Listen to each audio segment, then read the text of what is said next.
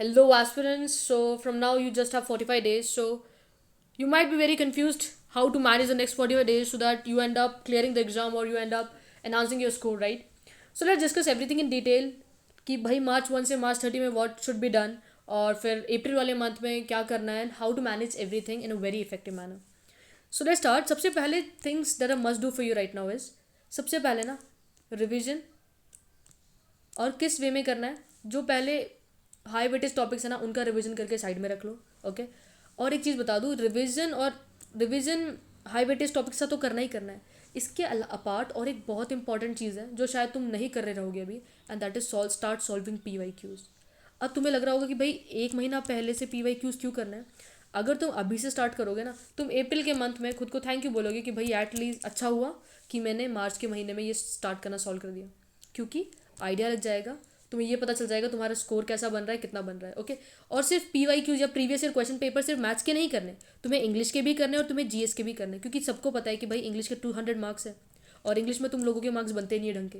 तो इंग्लिश के एटलीस्ट तुम ट्राई करना 5 to 6 पेपर्स कर लो, और इसी महीने में, मार्च के महीने में, और फिर अप्रैल के महीने में जितना हो सके उतना पॉसिबल मार्क्स लगाते रहना, अपना स्कोर इंप्रूव करते रहना. ओके. अब यहाँ पे बात आती है कि भाई डिवाइड कैसे करें मार्च के महीने को. देखो, तुम क्या कर सकते हो, तुम्हें पता है कि भाई हमें 12th भी पढ़ना है और 11th भी पढ़ना है, राइट. तुम मार्च 1 से 15 पूरा 12th को डेडिकेट करो और 16 से 31 पूरा 11th को डेडिकेट करो. ओके. अब देखो क्या करना है. अगर मार्च 1 से 15 की हम बात कर रहे हैं, तुम क्लास 12th का मैथ्स पढ़ो, इंग्लिश पढ़ो, साइंस पढ़ो, और प्रीवियस ईयर क्वेश्चन पेपर लगाओ एटलीस्ट 4, 2 मैथ्स के लिए, 2 इंग्लिश के लिए, या 2 गैट के. ओके. 2 मैथ्स के, 2 गैट के. मैथ्स के अगर ज़्यादा लगाओगे इस टाइम पे तो भी चलेगा, बट PYQs लगाना स्टार्ट करो. इसका तुम्हें बेनिफिट ना पेपर के टाइम पे या अप्रैल के मंथ में बहुत ज़्यादा होगा. तो इस चीज़ को ना नेग्लेक्ट मत करना कि भाई PYQ से लास्ट में कर लेंगे, मॉक्स की तरह करेंगे. मॉक्स की तरह करो, बट अभी से स्टार्ट करो, मार्च के महीने से स्टार्ट करो. तो हमने क्या देखा, 1 से 15 हम 12th पे फोकस करने वाले, 16 से 31 तुम 11th पे फोकस करो. और जब तुम यहाँ पे 1 to 15 में जब साइंस कंप्लीट हो चुका होगा ना, वो इधर रिवीजन मारना स्टार्ट करना. इंग्लिश के यहाँ पे तुम जब ग्रामर रूल्स पढ़ चुके रहोगे, यहाँ पे तुम्हें उसके लगाने हैं पेपर्स. क्योंकि ऐसा होना चाहिए ना कि भाई अगर ठीक है यहाँ पे रूल्स पढ़ लिए, साइंस पढ़ लिया, अब इसका बेनिफिट मुझे इधर या पेपर्स में कितना मिल रहा है, राइट. तो इधर पेपर लगाना इज़ वेरी नेसेसरी. तुम्हें पता चलेगा कि भाई प्रेपरेशन किस लेवल की है, तुम किस लेवल पे खड़े हो अभी. और इसके अपार्ट, ये पेपर लगाने के अपार्ट तुम कोई भी एक GS का सब्जेक्ट उठा लो जो तुम्हारे नीड के अकॉर्डिंग या जो तुम्हें ईजी लगे, जोग्राफी, पॉलिटी या हिस्ट्री. सबसे बेस्ट तरीका है हाई वेटेज टॉपिक पिक करना,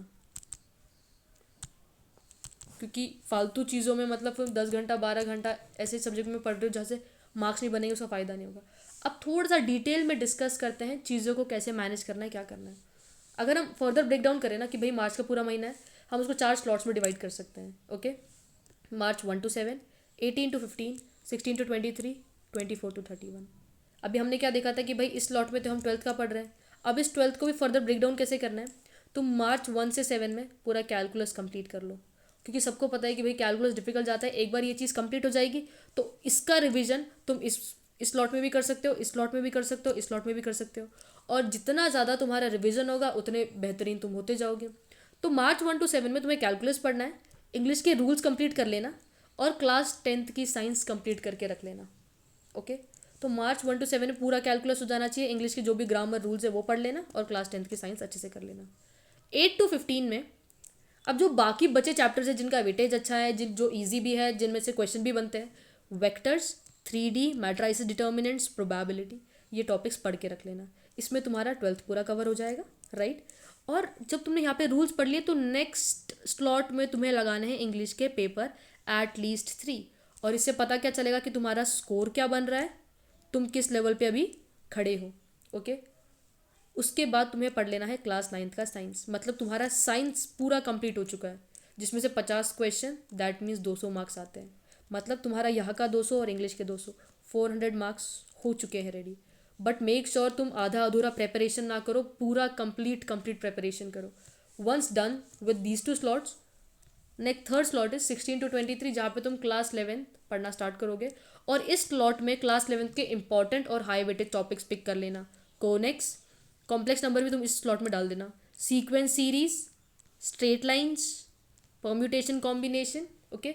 इसके अपार्ट जो तुमने यहाँ पे पढ़ चुका है उसको यहाँ पे रिवीजन करना स्टार्ट कर देना। रिवीजन करने में ज़्यादा टाइम लगेगा नहीं, और इस स्लॉट में तुम कोई भी एक टॉपिक तुम्हारे अकॉर्डिंग प्रेफर पिक करके प्रेपरेशन उसकी कर सकते हो। ओके, तो क्लास 11th के तुम्हारे टॉपिक्स कंप्लीट हो चुके हैं। यहाँ पे लिमिट्स एंड कंटिन्यूटी भी कर लेना, क्योंकि लिमिट्स और कंटिन्यूटी के डायरेक्ट डायरेक्ट क्वेश्चन कभी कभी तुम मिल जाते हैं तुम्हें। तुम अगर पेपर उठाओगे तो तुम्हें समझ आएगा कि भाई check whether function is continuous और not at a specific point. उसके क्वेश्चन आते हैं, एक दो ईजी होते हैं, तुम कर जाओगे वो। और फिर जो लास्ट स्लॉट है दैट इज उसमें तुम कॉम्प्लेक्स नंबर, स्टैट्स, प्रोबैब, गैट के पेपर, मैथ्स के पेपर और 2-3 लगा लेना। ओके, मतलब तुम्हें अगर हम बात करेंगे कि कितने प्रीवियस ईयर पेपर लगा ले, तो बेटर होगा कि 5 साल के प्रीवियस ईयर पेपर लगा लो। 5 साल के प्रीवियस ईयर मतलब 10 प्रीवियस ईयर क्वेश्चन पेपर। मतलब यहाँ पे तुम्हारा ऑलरेडी अच्छा खासा तुम्हें ट्रेंड, पैटर्न सब कुछ मालूम पड़ जाएगा। उसके बाद जो लास्ट होगा दैट इज अप्रैल का मंथ। अप्रैल के मंथ में तो सिर्फ और सिर्फ मॉक्स और रिविजन करते बैठना है। मॉक्स और रिविजन इतने अच्छे से करो, मॉक्स और रिविजन, कि बस सारी चीज़ें सॉर्टेड हो जाए, और जितना रिवीजन जितने मॉक्स उतना बेटर तुम्हारा स्कोर हो जाएगा। और चेक कर और ट्राई करना हर बार भाई प्रीवियस मॉक से नेक्स्ट मॉक में तुम्हारा स्कोर इंक्रीज होता हुआ जाए।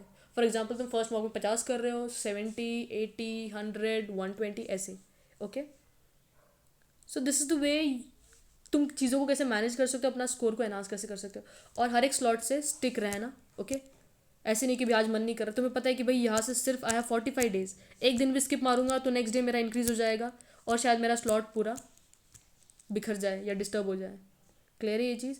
और जो चीज़ सबसे इंपॉर्टेंट जो तुम्हें करनी है दैट इज़ अभी से रिवीजन हाई वेटेज टॉपिक के हिसाब से करो। फॉर एग्जांपल अगर मुझे पता है कि भाई इसका वेटेज ज़्यादा है तो पहले इसको प्रिपेयर करके साइड में रख लो, ताकि बाकी बचे हुए दिनों में भी तुम उसको ज़्यादा रिवाइज कर सकते हो। फॉर एग्जाम्पल अगर तुम उसको सबसे लास्ट में पढ़ोगे तो रिवीजन के लिए कम टाइम मिलेगा, और रिवीजन के लिए कम टाइम मिलेगा मतलब स्कोर थोड़ा सा हिल सकता है तुम लोगों का।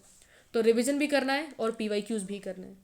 ओके, इंग्लिश के पेपर, इंग्लिश को सबसे बेस्ट प्रिपेयर करने का तरीका है PYQs उठाओ, जितने सारे PYQs है ना सारे लगा लो। 10 साल के उठा लो, 10 साल के PYQs लगा लो, क्योंकि उससे तुम्हें एक आइडिया मिल जाएगा क्वेश्चन को कैसे अटैम्प्ट करना है। ओके, ऑल द बेस्ट, अच्छे से प्रिपरेशन करते रहो।